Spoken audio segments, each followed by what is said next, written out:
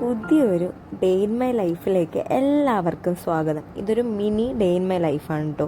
ഉച്ച മുതൽ ഈവനിങ് വരെയുള്ളൂ ഇതിൽ. അപ്പോൾ ഞാൻ ഉച്ചയ്ക്ക് ലഞ്ച് പ്രിപ്പറേഷനാണ്. സിമ്പിളായിട്ടാണ് ഫുഡ് ഉണ്ടാക്കുന്നത്. സാമ്പാറും ചോറും ഒരു കോവയ്ക്ക മെഴുക്ക് വരട്ടിയുമാണ് ഉണ്ടാക്കുന്നത്. അപ്പം സിമ്പിളായിട്ട് ഇന്നൊരു വലിയ മൂഡുള്ള ഒരു ഉഷാറുള്ള ഡേ അല്ല, ഭയങ്കര ഒരു ഗ്ലൂമി ഡേ ആയിരുന്നു ഇന്ന്.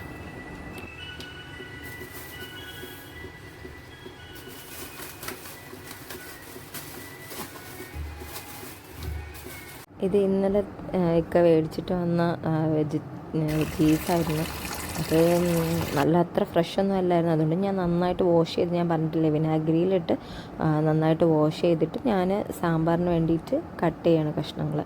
അത് ഞാൻ പെട്ടെന്ന് ഉണ്ടാക്കിയ സാമ്പാർ. ഇപ്പം തന്നെ ഓൾറെഡി നല്ല ലേറ്റായി.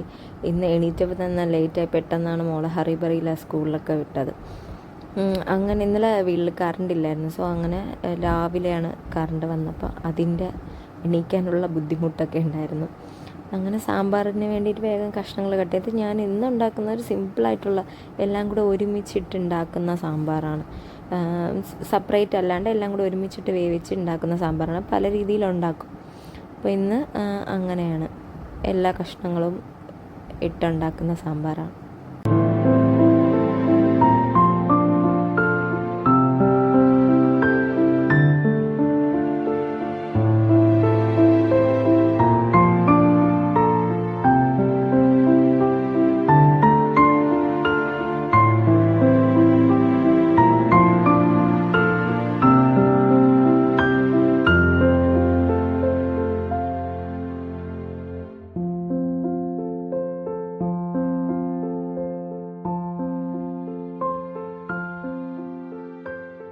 അങ്ങനെ എല്ലാം ചേർത്ത് സാമ്പാർ വേവിക്കാൻ വേണ്ടി വെച്ചു. പെട്ടെന്ന് തന്നെ കൗണ്ടർ ടോപ്പ് ഒന്ന് ക്ലീൻ ചെയ്തു.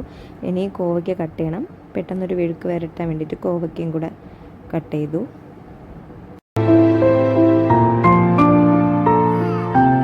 അപ്പോഴത്തേക്ക് ഇവിടെ ഒരാൾ എണീറ്റ് കരയാൻ തുടങ്ങി. പിന്നെ അവൻ്റെ കുറച്ചു നേരം പോയി നിന്ന് സമാധാനിപ്പിച്ചെടുത്ത്.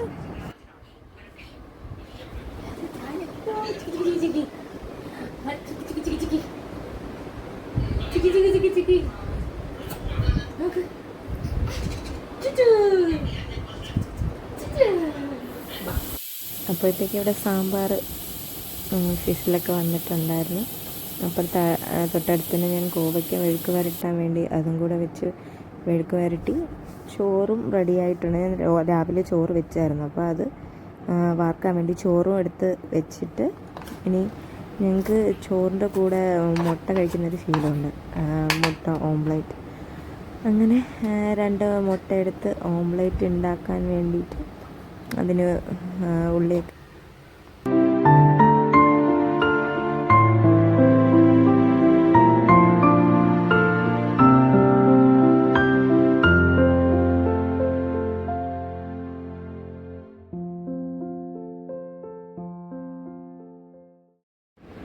അങ്ങനെ ഇവിടെ സാമ്പാറൊക്കെ ഏകദേശം റെഡിയായി. അതിന് താളിച്ചൊഴിക്കാൻ വേണ്ടിയിട്ട് ഞാൻ അപ്പുറത്ത് എണ്ണയും കടുകും കറിവേപ്പിലയും വറ്റൽമുളകൊക്കെ ചെയ്യാൻ വേണ്ടി വെച്ചു. തീ വന്നതുണ്ട്. അങ്ങനെ സാമ്പാർ ഇവിടെ റെഡിയായി. അപ്പം കറി റെഡിയായി, കോവയ്ക്ക റെഡിയായി, ചോറ് റെഡിയായി, ഇപ്പുറത്ത് മുട്ടയും റെഡിയായിട്ട് ഞങ്ങൾ ചോറ് കഴിക്കാൻ വേണ്ടിയിട്ട്.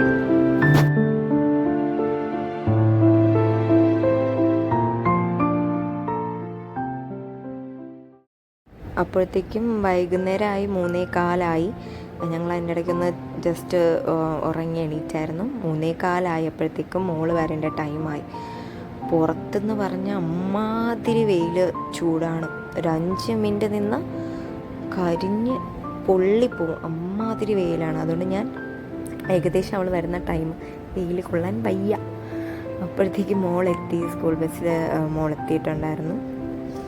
പിന്നെ മോള് വന്ന് ഫുള്ളും സ്കൂളിലെ കാര്യങ്ങൾ മൊത്തം, പോകുന്ന വഴി മൊത്തം പറയും, ഇന്നയാൾ വന്നു മമ്മ, ഇന്നയാൾ വന്നില്ല മമ്മ, സ്കൂൾ എങ്ങനെ ഉണ്ടായിരുന്നു മമ്മ, ഫുഡെല്ലാം അത്രയും കഴിച്ചില്ല. അങ്ങനെ ഇതിപ്പോൾ പറയുന്ന നാളെ നമുക്ക് പല്ലെടുക്കുന്ന ദിവസമാണ് നാളെ. അപ്പം അതിനെപ്പറ്റി ആൾ ഭയങ്കര ക്യൂരിയസ് ആണ്. പേടിയും ഉണ്ട്, പക്ഷെ നല്ല ക്യൂരിയസ് ആണ് ആൾ. അങ്ങനെ അത് കഴിഞ്ഞിട്ട് ഈവനിങ് ചായയുടെ കൂടെ എന്തെങ്കിലും സ്നാക്സ് കഴിക്കാമെന്ന് വിചാരിച്ച് ഞങ്ങൾ ഫ്രഞ്ച് ഫ്രൈസ് കഴിക്കാമെന്ന് വിചാരിച്ച് സിമ്പിളായിട്ട് ഭയങ്കര ഒത്തൻറ്റിക് രീതിയിലുള്ള ഫ്രഞ്ച് ഫ്രൈസ് ഒന്നുമല്ല, ജസ്റ്റ് പൊട്ടറ്റോ കട്ട് ചെയ്ത് അതിൻ്റെ സ്റ്റാർച്ചൊക്കെ കളഞ്ഞിട്ട് ഒലിവ് ഓയിൽ ഒന്ന് ജസ്റ്റ് ഒന്ന് പൊരിച്ച് എയർ ഫ്രയറിൽ പൊരിച്ചെടുക്കുന്നതാണ്. പിന്നെ ഇവിടെ എല്ലാവർക്കും 3 പേർക്കും 3 പ്രിഫറൻസാണ്. ഇക്കാക്ക് കോഫി വേണം വിത്തൗട്ട് കോഫി, ഞാൻ ബ്ലാക്ക് ടീ ആണ് കുടിക്കാറ്. ഞാൻ ചായ അങ്ങനത്തെ സംഭവമൊന്നും കുടിക്കില്ല. മോക്ക് കോഫി വേണം, അത് മധുരമായിട്ട് ഷുഗർ ഇട്ട കോഫി വേണം. പിന്നെ ഇക്കാക്ക് ആദ്യം കോഫി ഉണ്ടാക്കുവാണ്. ഇത് ഞങ്ങൾ മറ്റേ ഇൻസ്റ്റൻറ്റ് കോഫി അല്ല കേട്ടോ, ഈ പൊടിച്ച് മേടിക്കില്ലേ,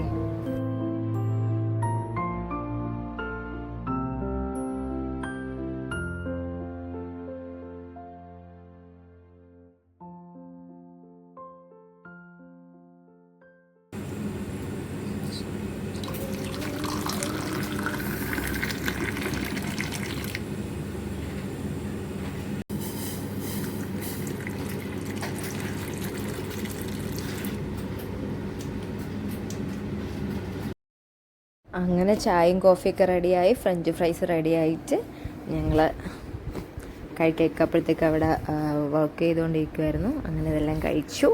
അപ്പോൾ ഇന്നത്തെ വ്ളോഗ് ഇത്രയാണ്. എല്ലാവരും ലൈക്കും സബ്സ്ക്രൈബും കമൻറ്റും ചെയ്യണം.